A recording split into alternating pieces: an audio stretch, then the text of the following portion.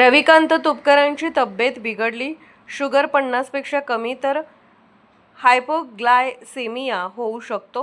वैद्यकीय तज्ज्ञांचा अभिप्राय. किडनीवरही झाला परिणाम. रविकांत तुपकर मात्र माघार घ्यायला तयार नाही. म्हणाले, जीव गेला तरी चालेल.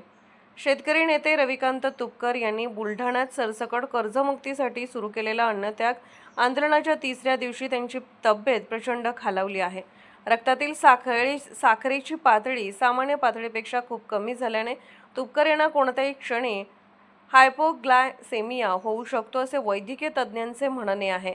सध्या तुपकर यांना अशक्तपणा, अंधाऱ्या येणे, उभे न राहता येणे यासह तीव्र डोकेदुखी अशी लक्षणे आहेत. तुपकर यांनी अन्नत्याग आंदोलन मागे घ्यावे असा वैद्यकीय तज्ज्ञांचा अभिप्राय असला तरी रविकांत तुपकर मात्र अन्नत्याग आंदोलनावर ठाम आहेत. शेतकऱ्यांची सरसकट कर्जमुक्ती, पीक विमा आदी मागण्यांवर ठोस निर्णय होत नाही तोपर्यंत अन्नाचा कण देखील घेणार नाही असा निर्धार त्यांनी केला आहे. जीव गेला तरी चालेल, पण आता माघार नाही म्हणजे नाही असे रविकांत तुपकर यांनी स्पष्ट सांगितले.